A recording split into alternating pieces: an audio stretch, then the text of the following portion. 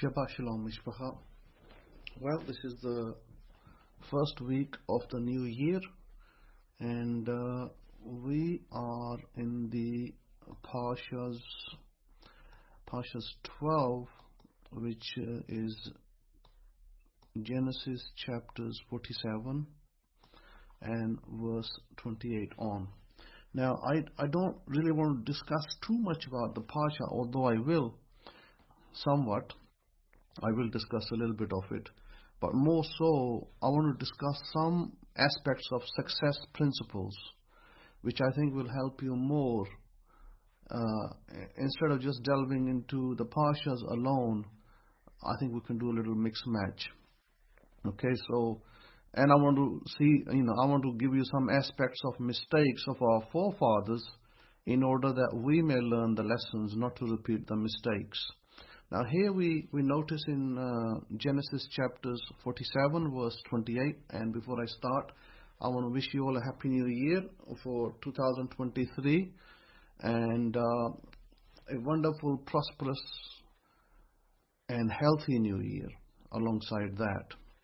Now, in order to start the year right, we must start it correctly by knowing what we want, but we'll come to that. So let's go back to the Torah portion, and it says, and Yaakov lived, and I read from the Hidden Truths Hebraic Scrolls Bible, which is available at Amazon, and it says, and Yaakov lived in the land of Mitzrayim 17 years, so the length of Yaakov's life was 147 years. Here the Torah chooses to mention Jacob's age.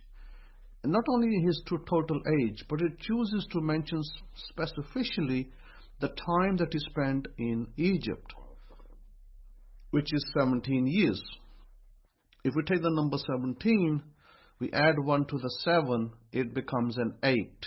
The 8 is a representation of, not in just in Torah, but also in many other cultures in this world today, of prosperity. 8 is a symbol of prosperity. So what it's trying to tell us here is that Jacob's best years were the years that he lived in Egypt. 17 years were the best years of his life, representing, like I told you, if you separate the 17 and add the two numbers, 1 plus 7 equals 8, means that this is the best years of his life. And they indeed were the best years of Jacob's life. We know from historically, that they were the best years of his life, for sure. We also notice that when Jacob, it says here that when Jacob's life was drawing to an end, he calls his son Joseph. So in verse 29, when the time drew near that Israel must die, he called his son Joseph and said to him, now if I have found favor in your sight, please put your hand under my thigh and deal kindly and truly with me. Please do not bury me in Egypt, Mitzrayim, but let me lie with my avot, with my forefathers. You shall carry me out of Mitzrayim, out of Egypt, and bury me in their burial place.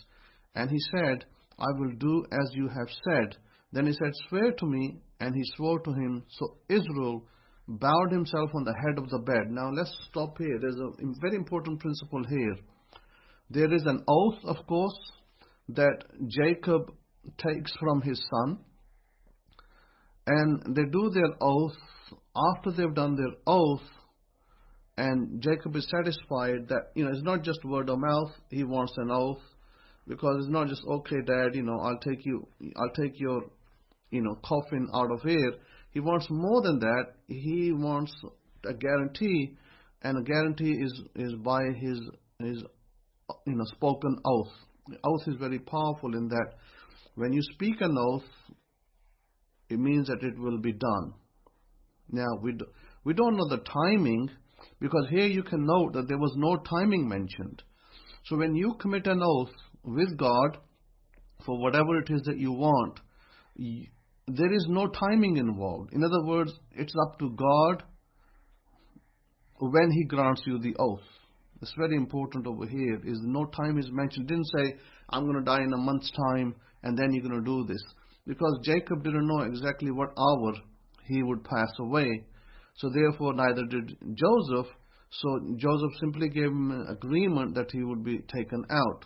Now we notice that Joseph himself was going to die in the land.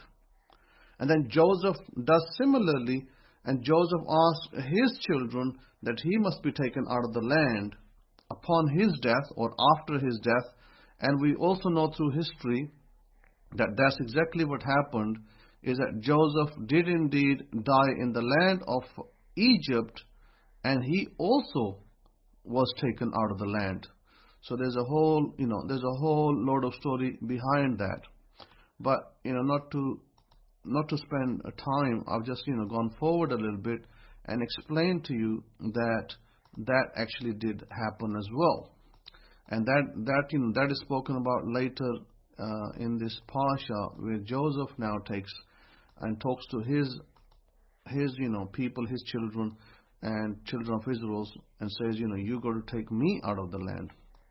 Similarly, repeating the pattern that his father has asked him, he then repeats the pattern and asks the people around him that they need to do the same thing. Now, here the other important principle that I wanted to speak about was the fact that Jacob bowed on the head of the bed. Now, this is very important to understand. There's a principle in here, head of the bed. We in Israel or out of Israel, we the people of Israel, the house of Israel, we do not have a habit. Where do we place the head of our bed? Think about it for a second. Let me draw a picture for you. We place the head of our bed in the east. Why? Why in the east? Because when we bury our dead in Israel, we also bury them facing the head facing the east. Why? Because we believe that when the Messiah comes, people will be raised from the head up. So they want to be buried closest to the temple's eastern gate, because it is a belief, and it is written in our books, holy books, that the Messiah comes and will enter the eastern gate. So, taking that figure into account, we know that Jacob actually bowed towards the east. How do we know that the bed was facing the east? Number one, he would have fulfilled the prophecy of Joseph, who said he saw in the dreams that the rest of the family, all of them, including Jacob and the rest, bowed to him in subservience, which they do, and they do in a kind of a way because they're asking them for food when they were without food. But more so than that, we find that the bed is placed in the east. This is, I think, very, very interesting. The bed is placed in the east. You would have thought that, wow, didn't realize that. Well, it is.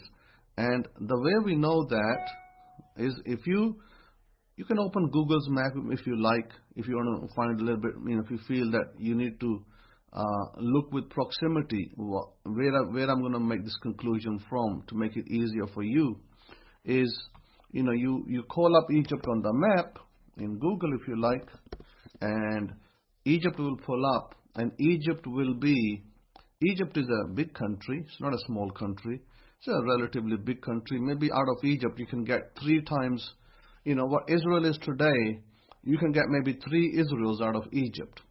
If you divide it into 3 tiers, about 3 times the land is in Egypt. Now, Israel is facing the east from Egypt. You might say north.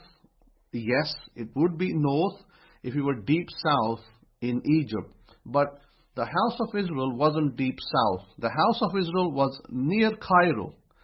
Near Cairo would be where Goshen would be. And from there, Israel is directly east. And also note that we crossed the Gulf of Aqaba. And the Gulf of Aqaba is also directly from Egypt.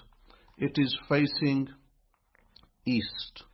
So if I kind of zoom out of the map, there it is. So if I look at Cairo, and from Cairo, Gulf of Aqaba is a direct eastern line, direct east line, and you hit Gulf of Aqaba. And from Gulf of Aqaba, you enter into Israel, because Israel was circling round and round for 40 years.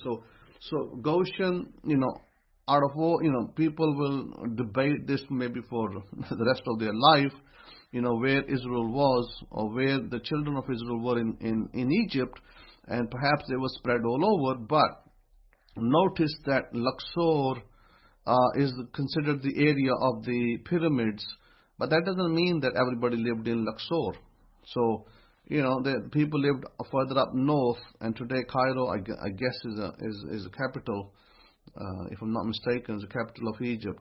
But having said that, they would be closer. Doesn't mean they have to be in Cairo. They might be very close to this main area of the land.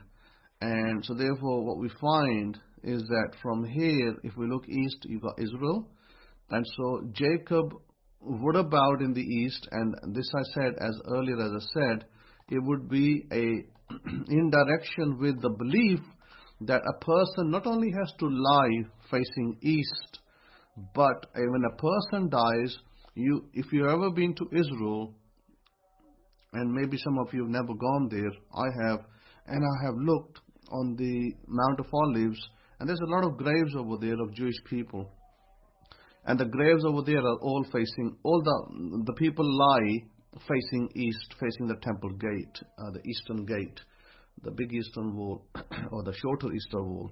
So that comes in line with the belief that you should lie your head in the east. Not only that, but also he's bowing towards the temple. So, when he's bowing, he is bowing towards the temple gate. And that also is considered auspicious because you're bowing towards God. So in this aspect, when Jacob is bowing, he's bowing in respect to that he's bowing before God. I know, Joseph is not God, but Joseph is a formation. Joseph is a kind of God on the earth because he's the one who saved so many people's lives. So, or you could say he's acting instead of God, in the stead of God. God doesn't come down himself. Listen, God does not come down himself and, and then starts to do things. God always sends a man or a woman in this regard. And when God sends a man or a woman, he uses that man or woman to do his deed. Whatever God wants done, it is done through a person on this earth.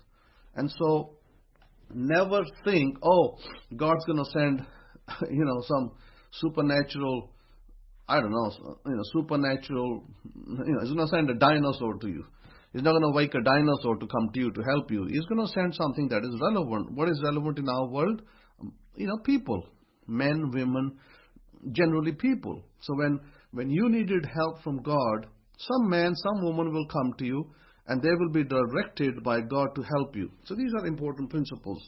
Now, moving on from here, not only the fact that Jacob had the best years of his life in Egypt, and the question then is asked is, how can Jacob had the best years of his life in Egypt, considering that he is in a country that does not have monotheistic culture? The culture of Egypt is, pantheistic, I guess, many gods. They believe in many gods, different types of gods, etc.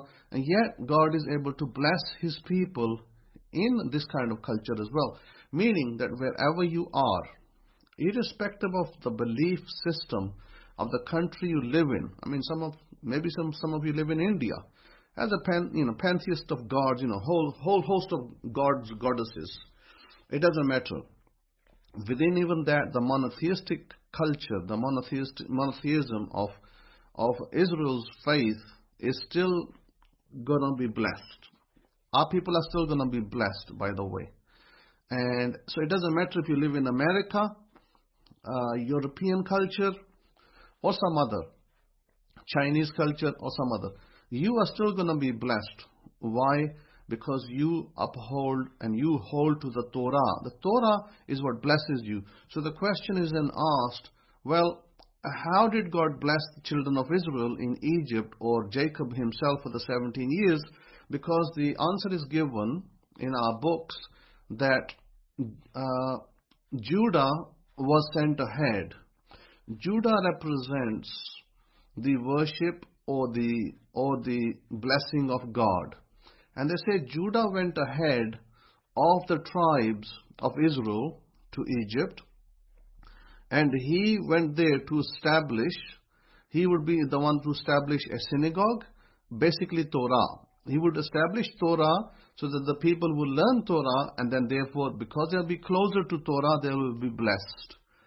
I can tell you in all honesty, without being dishonest to you, I can tell you that yes, those people who hold to the Torah principles and methods and tools and techniques, they are generally much more favored than people who don't. This is my personal observation. I'm not putting other religions down. I'm not saying that other religions are evil or no good.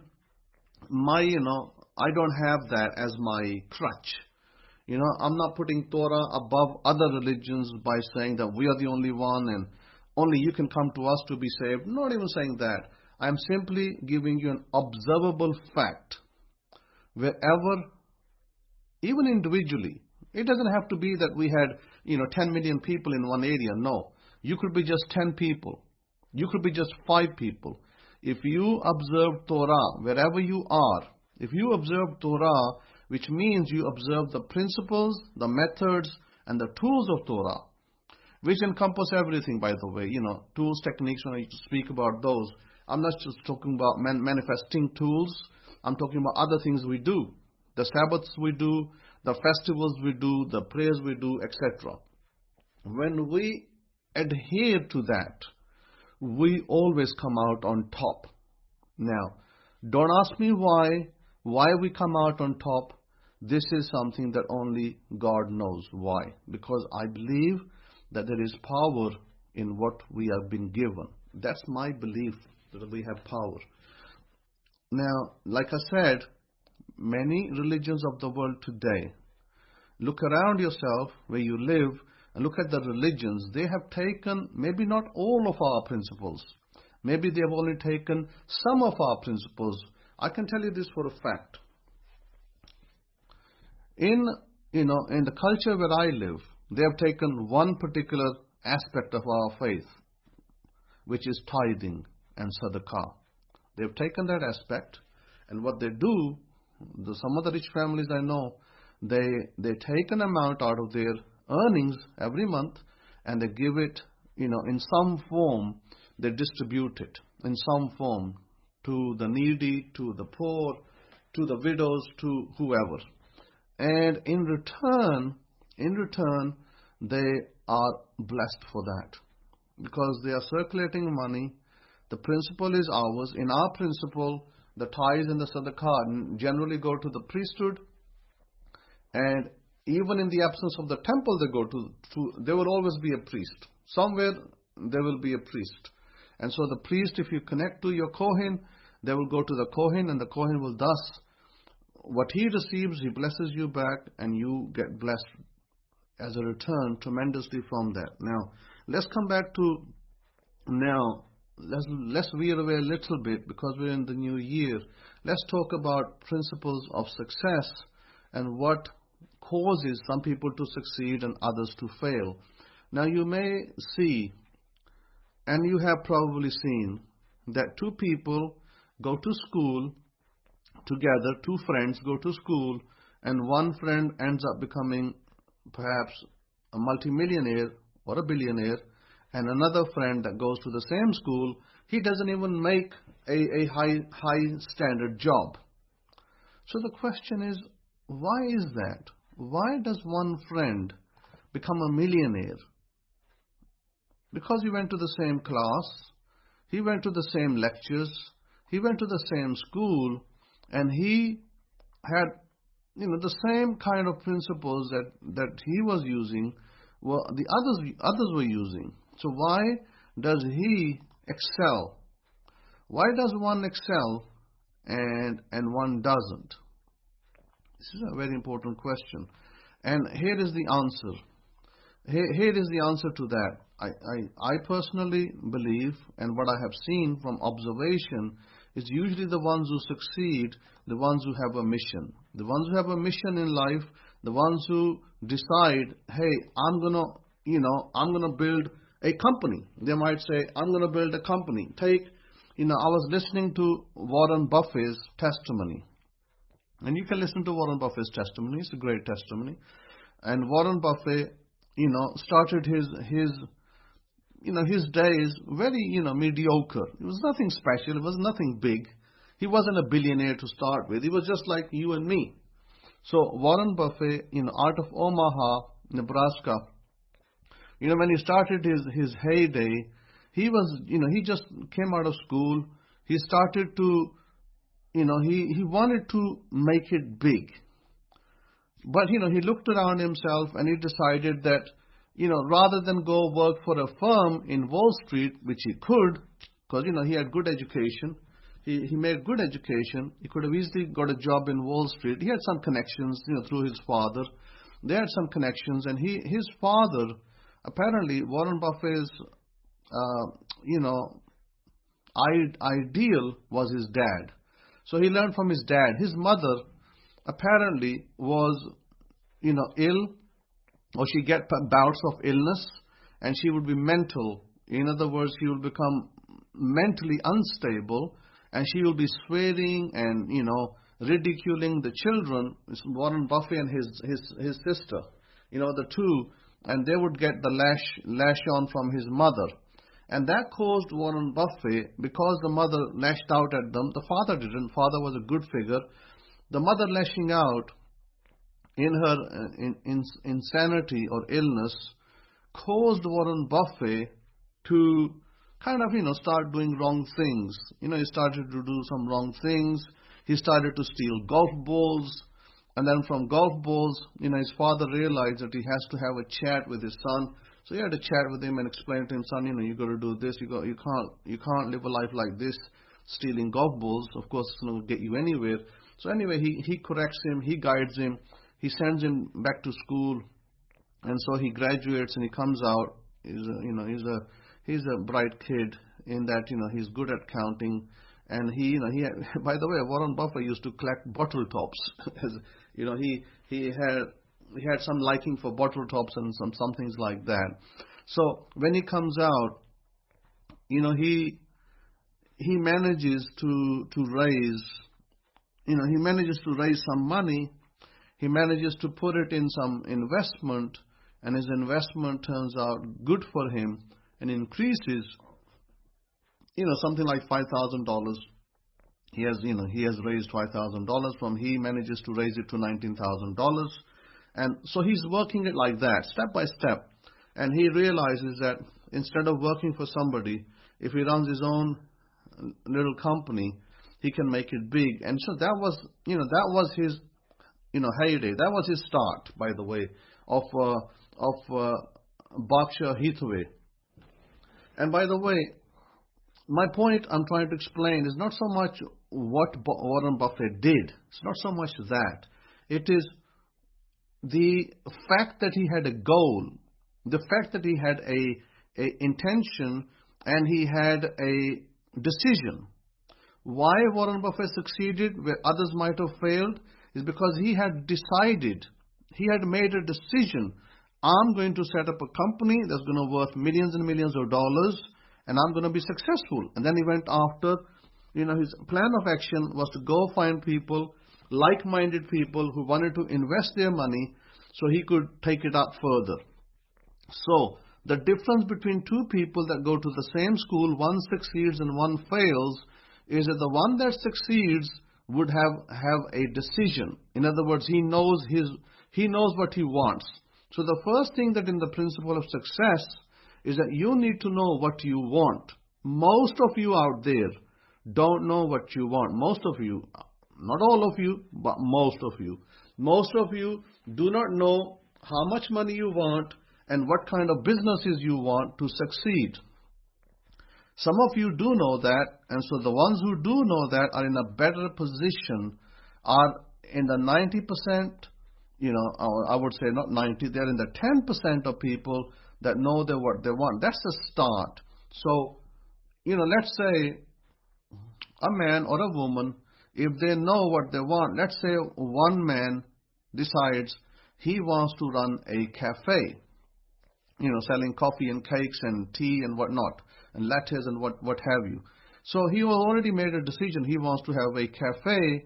He wants to start with one, and then he wants to build that chain, like the chains that we see out there, Starbucks and the likes.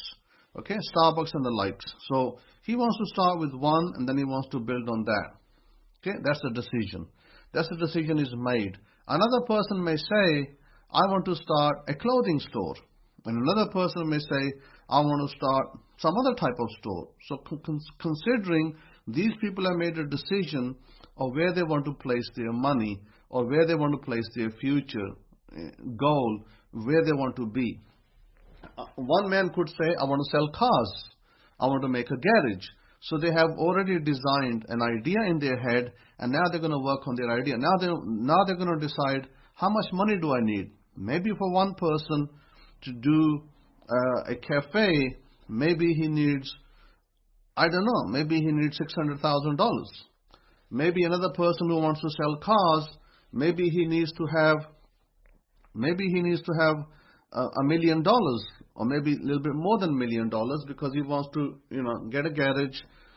Let's just say $2 million. Maybe a person who wants to run a sales garage, maybe needs $2 million, because he needs to buy, he needs to purchase some cars from, the companies, and maybe at least he'll have 5-6 cars, 7-8 cars, a place to display them, a rented place, and then some staff, salesmen and whatnot to sell. So, in other words, a car, somebody who wants to start a garage, they will have an idea of what kind of balance or money they require to start. Another person might say, you know what, I want to start an investment firm. An investment firm person would say, well, I'd like to start an investment firm. This is exactly what Warren Buffett did, by the way. So the investment firm would be that he would raise money from other like-minded people, maybe farmers, maybe doctors, maybe lawyers. They're not going to go and do the investment themselves. They want somebody else who is focused to do it for them. So an investment guy might say, you know what, I want to start an investment firm, and I want to have $5 million, and I'm going to use the $5 million to invest in different types of investments, stock shares, bonds, whatnot. And then he might say that from there, I'm going to lift up my company, and it's going to become a $100 million company. So it's a goal. It's a goal. What is the difference between somebody who decides $5 million investment versus somebody, you ask him, what do you want? And they say, I don't know. I'm not sure. Yeah, I'd like to be rich, but I'm not sure what I want. So who's going to succeed? The one who's not sure, or the one who already knows that he wants $5 million? He's going to raise it to $100 million because he's going to invest in companies. And it's not that every investment that $5 million guy will make will be successful. Some investments will fail, others will succeed. That's exactly what happened to Warren Buffett. Some of his investments backfired, others succeeded, and the ones that succeeded helped him become more and more richer. Warren Buffett had decided that by the time he is 30, he's going to be a millionaire. And by the way, he was. Okay, so he had a decision. So some of you can decide for yourself. You can say, before I'm 40 years old, I'm going to be a millionaire. That's a decision. When you make that kind of decision, you then work on it. Means that you write your goal and you work on it every day, that you are going to be a millionaire by the time you're 30, or maybe you're 50, doesn't matter, 60. Because every investment that the Kentucky Fried owner, who called Colonel Sanders, basically they call him. He wasn't actually a colonel, but that was a title granted him by a university. He wasn't a military colonel, by the way. So Colonel Sanders failed every investment that he put his money into till he was 62 years old. He started to succeed from 62 on with that one idea of, frying chicken in breadcrumbs and then selling it. That one idea succeeded when he was 62. So if you are 60 and you're thinking yourself you're old, don't think like that. Because if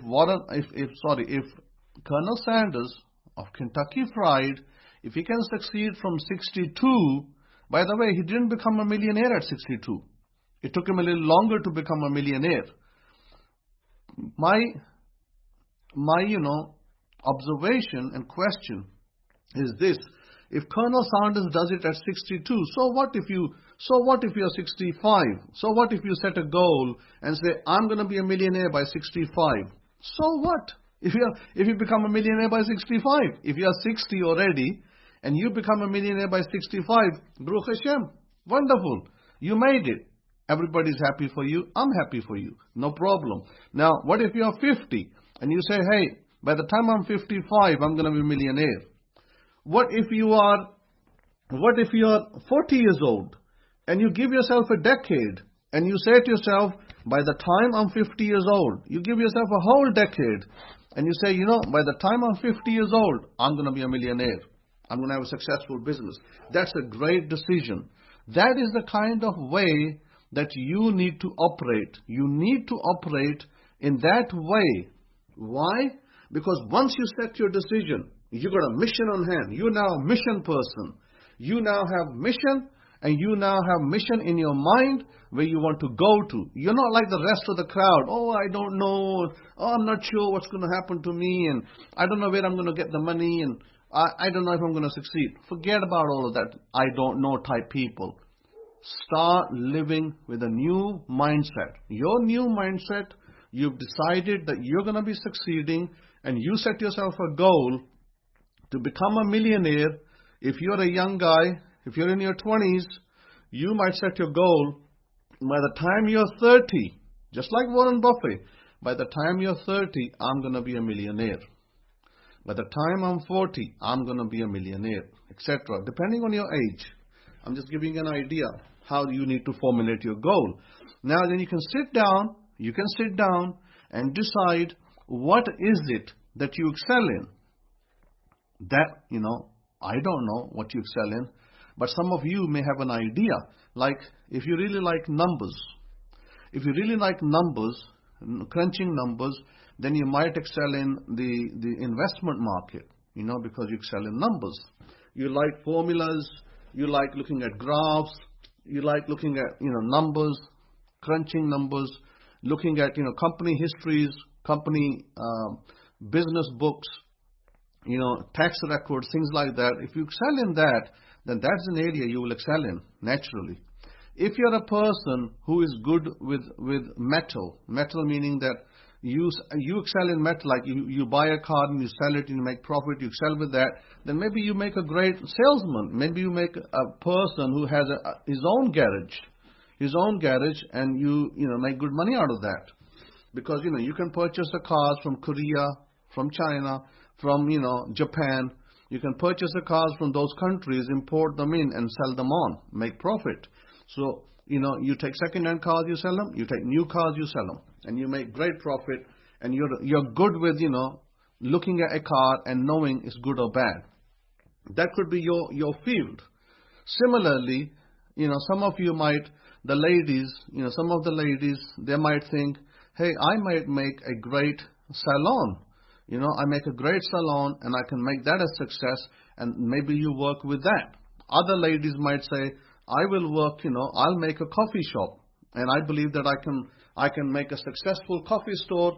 There is room for more coffee stores. There's room for more, because there's only Starbucks. If you go on the highways today, then predominantly the main coffee stores you come across is Starbucks. Or McDonald's. McDonald's isn't exactly a crutch, for coffee. They don't sell the best coffee. But Starbucks, yes. So maybe you want to set up a coffee store that competes with Starbucks, something like that. So you have all your products and you sell your coffee. And maybe some of you might say, I'm a great cook. I can make great buns, great donuts, and I'm going to compete with a donut store, and I'm going to be like the donut store in America. So my point is your area of expertise is best known by you, by yourself. And if you're not sure, you pray to God and you say to God, God, show me, what do I need to do? If you don't know, if you feel directionless, if you feel you don't know your direction, you ask God, please God, show me what am I going to be good at? What should I do to become, a millionaire? Then God can show you.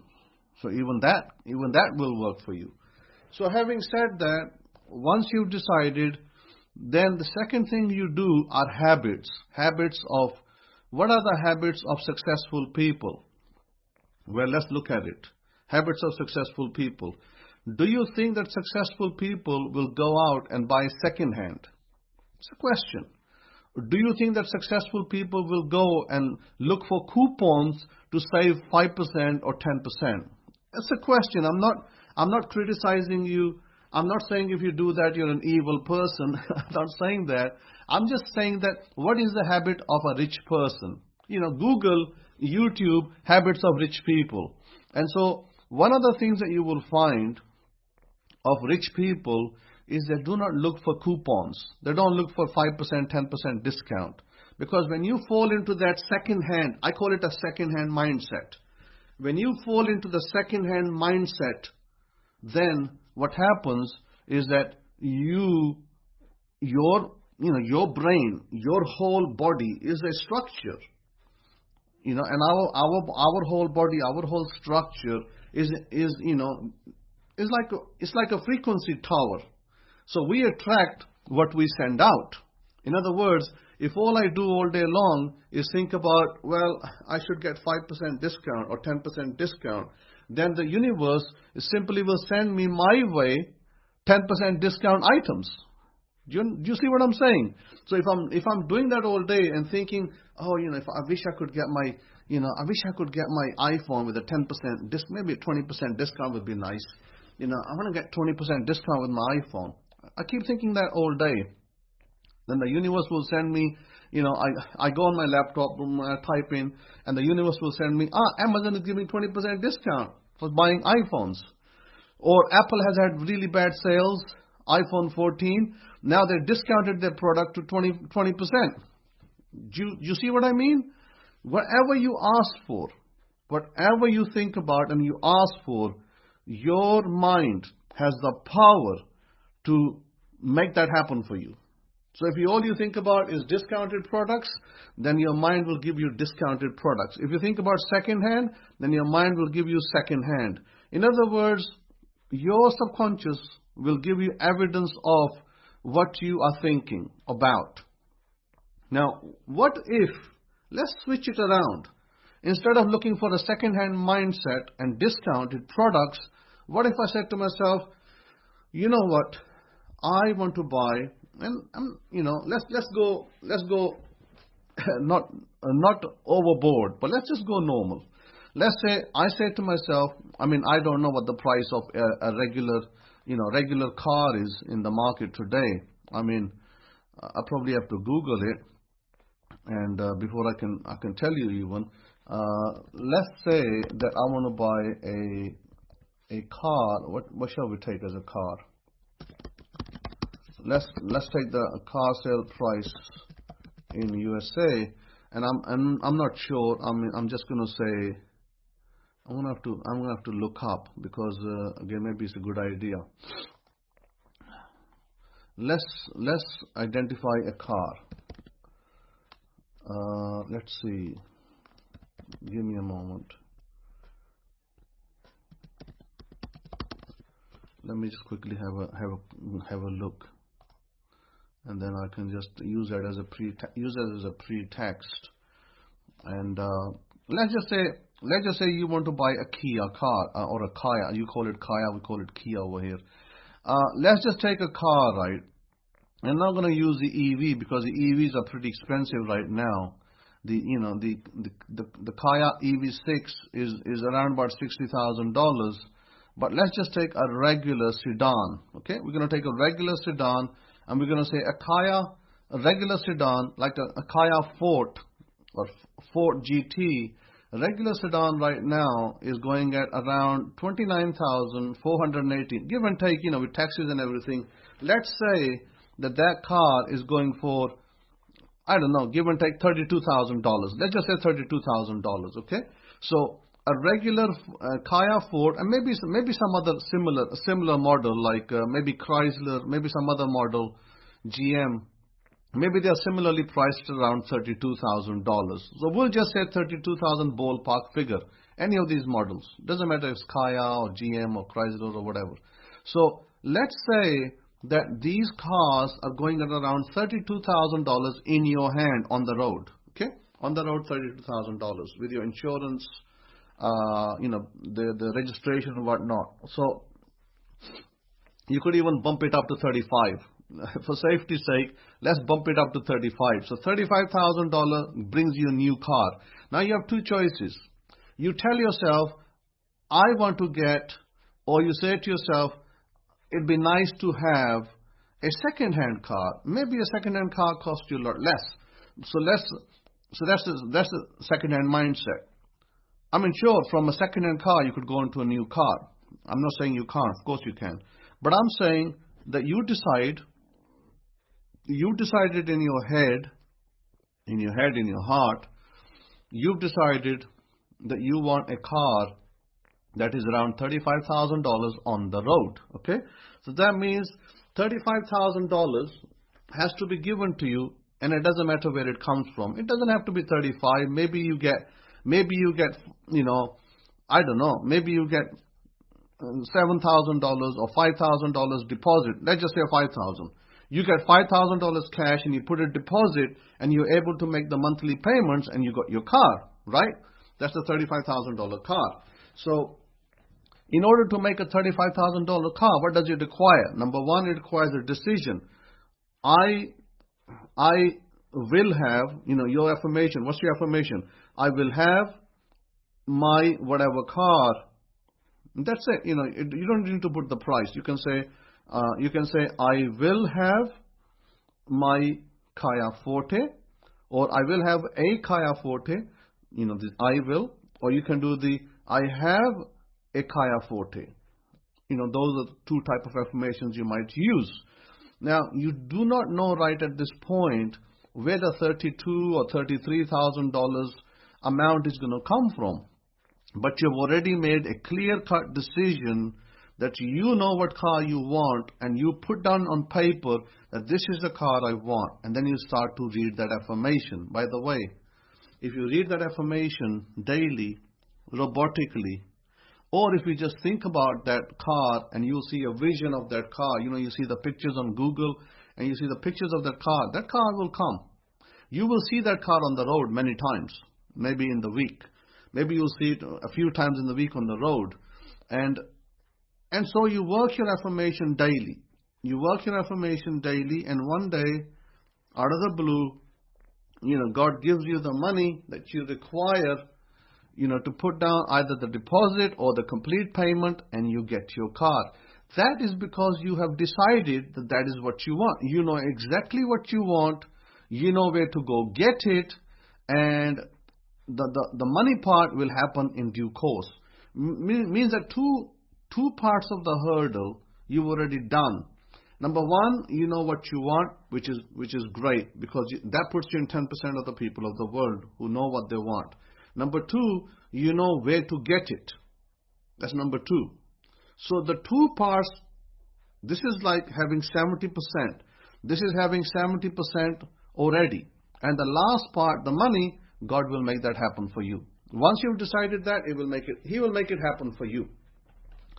I've given you a complete method in 3 short steps of applying to a car. It doesn't have to be a car. It could be a business.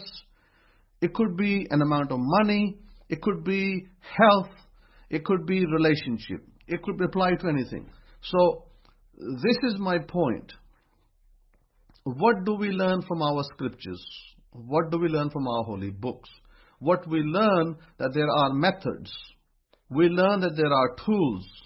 We know that when we apply the methods and the tools, we get what we want. That's what our scriptures teach us. And I've spoken about that throughout last year in 2022, and perhaps I will speak more about it in 2023. I may not put it all out in public, by the way, and I'm not going to put it out all on public. So I'm giving you a snapshot. Here I'm giving you a snapshot. I will put it out privately. And the private will only go to those who are Torah doers. Means that those who tithe and are diligent in paying their zadaqah, they will get the private information, which will put them a rest above the rest of the people in the world. Means that they will have access to information that is not going to be public. Why? Because they are faithful and they should get more direction in order to be successful, in order to meet their desires in this life. Because I'm going to put them in exactly in the right direction to meet their goals. This is my whole point of me having these classes, is to put those people who are faithful in order to be successful in their lives. And I'm going to take our principles from our holy books and put them right before them. Now, let me go to the example. Let me give you an example now, because some of you might think, well, where do I get these ideas? Where does Scripture says that we're going to do it this way? And, where do I get these ideas from? Many places, but I'm going to speak about the person you know the most, Jesus of Nazareth. And we're going to look at the story of Jesus and the blind man, okay? And where? We go to John chapter 9, and by the way, let me make it very clear that I do not see the New Testament books as divinely given to us. They are history, and they will only be treated as history, okay? I will only treat them historically, because I only see the Torah as divinely given, and of course the prophets and the rest of the books, such as the Tanakh. I do not see that New Testaments are definitely historical. They have history, they have information which is useful to us to know what happened during the Second Temple period, but I do not vouch for them to be, God delivered them through the 12 disciples. That's not my belief system. I do not teach it any longer. I do not follow it myself either. For me, the most powerful books on the planet are the 5 books of Moses. They're the most powerful, and the rest in relevant order. So it says in John chapter 9, Jesus, as he went along, he saw a man blind from birth. His disciples asked him, Rabbi, who sinned, this man or his parents, that he was born blind? In other words, people had a belief system that if your parents did some evil, did some wrong violations of God's law, that they would pay the punishment here by having ill children or illness in some kind of way. And what does Jesus reply? Neither this man nor his parents sinned. Jesus says, no, his parents did not sin. They didn't receive this child because they were evil, or neither this man did something wrong. He said this happened so that the works of God might be displayed in him. As long as it is day, we must do the works of him who sent me. Night is coming when no one can work. While I'm in the world, I'm the light of the world. So Jesus kind of clarifies that don't look at faults of people. Not just talking about the blind man. Generally, Jesus, he was a Torah-following man. He says, do not look at people with the eye of, hey, he's got some fault. He's got some sins in him. I'm gonna nail him for his sin. So Jesus teaches people, stop behaving this way and thinking this way, that person has done some evil. See people in a good light. Do not see them with a darkness, or this, ideology that he's got to have done something wrong. He's got to have done something wrong for this to happen.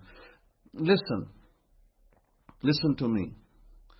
There was this guy in England, okay, and he was the one that bought the most expensive store, or the store Harrods.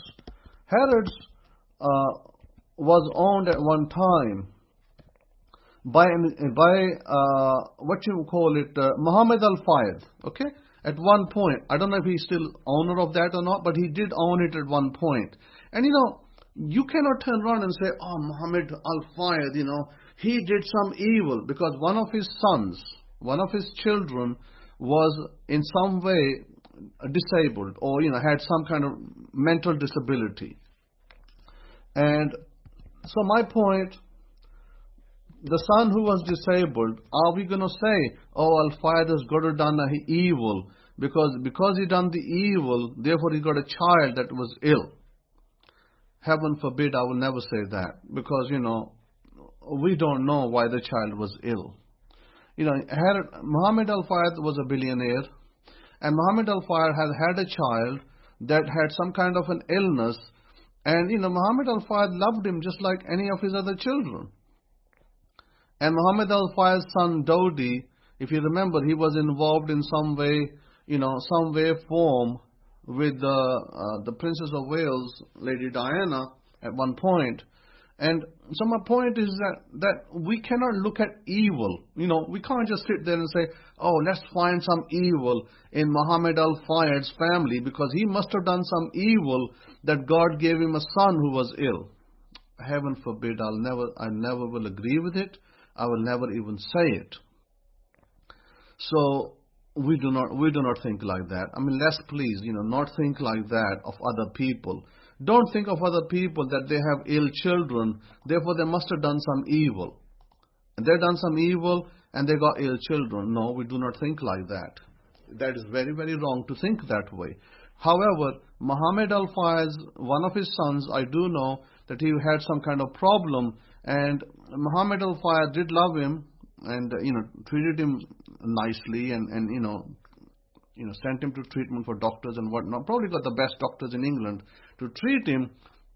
However, according to Jesus' message, do not look at people and say, he's done some evil or his parents have done some evil, therefore bad will come to them. In other words, Jesus is admonishing people, do not treat and do not think other people are evil because, some misfortune has happened to them.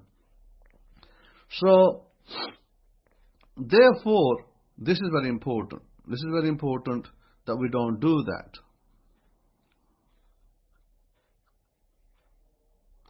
And, Jesus heals this blind man. Jesus heals this blind man because he wants to demonstrate kindness. So Jesus' kindness does not require to put the man down or put his parents down before he does any good for them. Most of us today, I put myself in that list as well. Although I don't do that, I don't want to sit over here and point fingers and say, you know what, that George Soros guy, the billionaire, is evil. Or that Bill Clinton guy, that billionaire, he is evil. Or that, some other billionaire. Pick a name, pick a name, there's so many of them. Elon Musk, that billionaire, he's evil. I don't want to do that all day long. That is so wrong. So wrong to do that. And yet, some of us, that's what we do. Some of us are involved in doing that all day. All day, what do? We point fingers and say, that so-and-so guy, Bill Gates, or that, so-and-so guy over there, they're evil. Not a good way of living. Not a good way of living, because by doing that, you only put yourself down. Because we're all connected. We're all energy. We're all connected with each other. In a similar story, two blind men come before Jesus. In Matthew chapter 20, verse 29, we are told that here two blind men come to Jesus. Okay, so let's read their story. What are they asking? And so it says, and Jesus and his disciples were leaving Jericho. A large crowd followed him. Two blind men were sitting by the roadside. And when they heard that Jesus was going by, they shouted, Lord, Son of David, have mercy on us. The crowd rebuked them and told them to be quiet, but they shouted all the louder, Lord, Son of David, have mercy on us.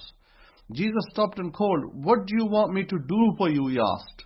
Lord, they answered, we want our sight. Okay? Now, by the way, this word Lord here, of course, different Bibles translate different. It would probably be normal to say Rabbi. Okay? Normal word is Rabbi. And because they can say Adonai as well in the Hebrew. You can call somebody by the word Adonai, which is a title of respect, like saying sir in Hebrew culture. Similarly, Hebrew culture, respectful words. Adonai is a respectful word. It's not only used for God, but is also used for like in such situations where you want to give respect to somebody. So let me open up the Hidden Truths Hebraic Scrolls and just read out to you Matthew chapter 20 from there, just to see the difference in reading. Okay, Matthew chapter 22, bear with me. Matthew chapter 20, and let's go to verse 29 on. And here we are.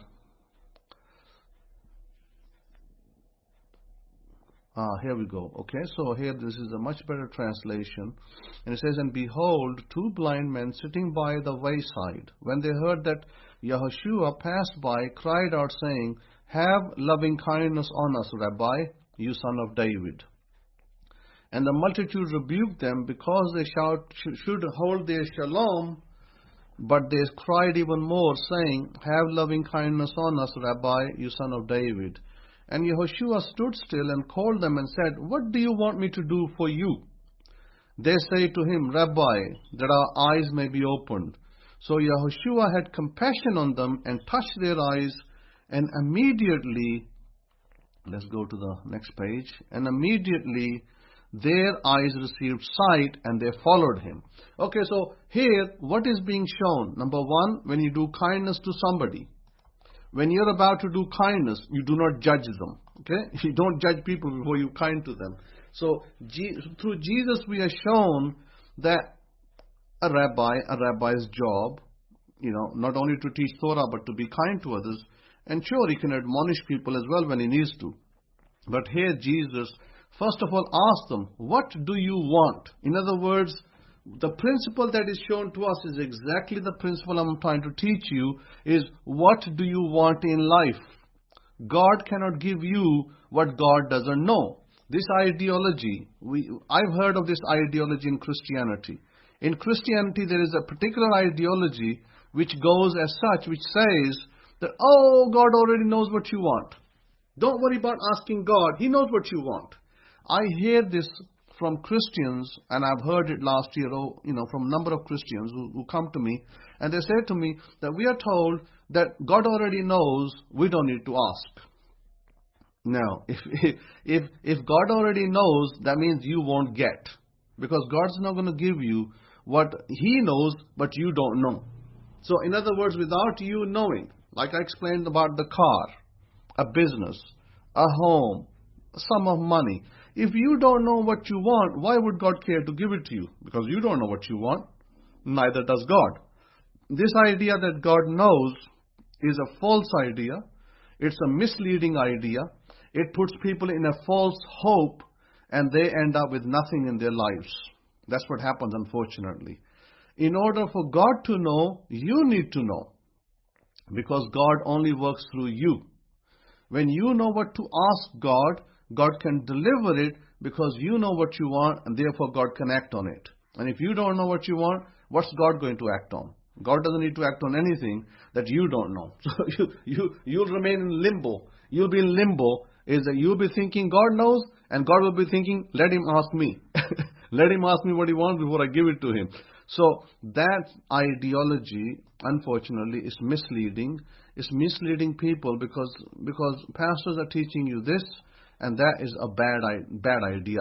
By the way, it's a very bad idea, because you need to know what you want. So Jesus is asking this question, what do you want? He's demonstrating that in order to receive, you must know. And the blind men are giving the example of, we want sight. So Jesus gives them sight, because that's what they wanted. If you don't know what you want, why would God give it to you? Just think for a second. If you don't know what you want, God is not going to give it to you either, because you don't know, why should God intervene and give it to you? So in order to receive what you want, you need to ask the right question, or the right question will give you the right answer. If you went to God and said, I want to be a millionaire by the age of 30. And if that's what you want, and you put it before God and said, God, bless me with becoming a millionaire by the age of 30 and then, or 32, then sure, God will give it to you. Because God knows now what to give you. God knows what you expect of Him. But if you don't know what you expect of God, then God can throw a penny in your way. Here you go, take a penny and bye-bye. See you next year. So my point is that you must know what you want. And secondly, when we go to do good, we don't judge the person first and say, I think he's evil.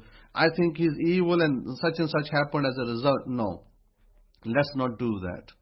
If we decide to be kind, then we should stick to kindness. Keep the judgment aside. Okay?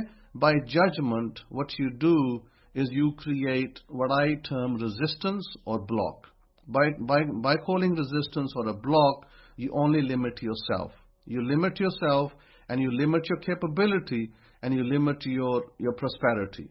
Okay, so let's not do that. Let's not limit our capability, our prosperity. Let's be open-minded and let's take things for what they are. And it doesn't matter because we're not here the police of the world. We're not the police of the world. We're not the judges of the world. We're not here to judge people on how they made business and how they got rich and how they didn't get rich. We're not here to judge people on that. When we learn that is when we are truly capable of being rich ourselves as well. If you're going to continue to judge rich people, like I explained, Elon Musk, Bill Gates, Jeff Bezos, and others, even people like George Soros, or maybe there's others as well. If you're going to judge those people all the time badly, then what hope? If you're going to be criticizing rich people, what hope do you have of becoming rich when you're criticizing the wealth they have? Why should you have the wealth? That's a big question. Why should you be made rich when you're criticizing the rich yourself? You will never get the wealth. You will always be struggling.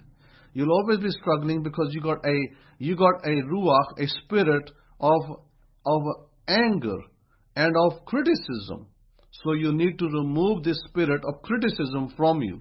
When you remove the spirit of criticism, when you make your spirit a spirit of gratitude, thankfulness, praiseworthiness, kindness, that is when things will start to roll your way.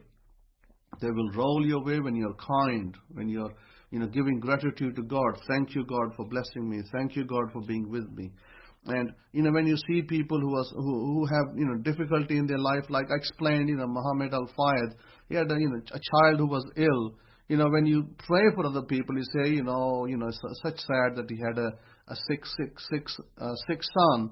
May God heal him. When you're being kind to other people, your kindness will relay back to you. That is how we need to be. We need to, we are told in our scriptures that children of Abraham will do acts and deeds of kindness to the world.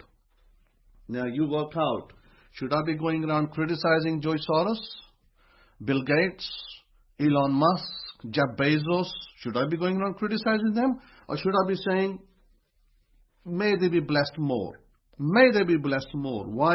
Because by blessing others, you are blessing yourself. Learn this principle. By blessing others, you bless yourself. We are one. We are connected. We are all energy. God works through us. We cannot go around in this world criticizing every person out there. So please remember this principle and work on it. Know what you want. Write it down. Work on it daily in your affirmations.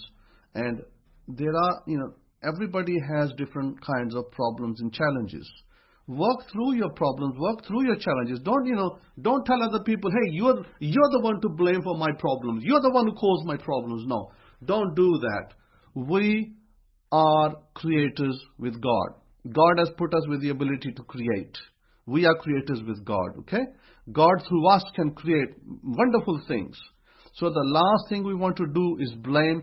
I don't want to blame you for my problems. That would be very mean and it will be very ill for me to blame you for my problems. If I want to blame anybody for my problems, it will be me. Decisions I take, decisions I make, and decisions that go wrong, and I made them, then I've got to squarely say, hey, I made this decision, I'm the one to blame for this. So I move on. I thank God. I say, God, thank you. I made a decision to do something. It didn't quite work out. It's okay. You taught me a good lesson. Thank you for teaching me. Now I move on to my next decision. Thank you.